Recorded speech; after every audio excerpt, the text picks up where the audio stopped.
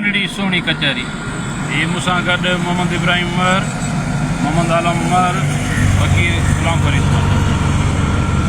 असां वेठा हुआसीं। पोइ कचहरी था कयूं त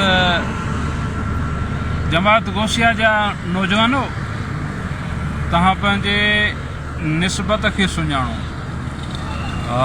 मोहम्मद इब्राहिम मोहम्मद आलम त अॼु जे ज़माने में कंहिं गादीअ खे 30 साल थिया आहिनि, कंहिंखे 50 साल थियो आहे, या कंहिं फ़िरके खे कंहिं मौलवियुनि जी तनज़ीम खे 70-100 साल थियो आहे, कंहिंखे 150 साल थियो आहे, उहे बि पाण खे ख़ुशि नसीब सम्झनि था। वरी असांजा नौजवान जेके आहिनि उहे पढ़नि नथा, उहे वरी ॿियनि माण्हुनि सां कचहरी में अची विया आहिनि। उन्हनि खे ख़बर ई न आहे त हुज़ूर गौसुल आलमीन खे 800 साल थियो आहे।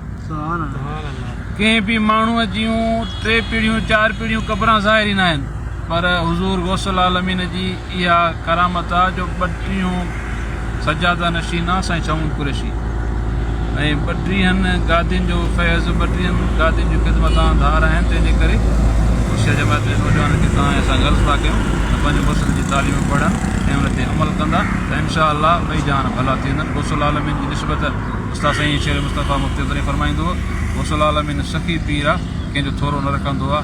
अब्दुल हफ़ीज़ तूं हुनजो कमु कंदो कर, ख़िदमत कंदो कर, तो जे मथां पाण निगाह फरमाईंदो।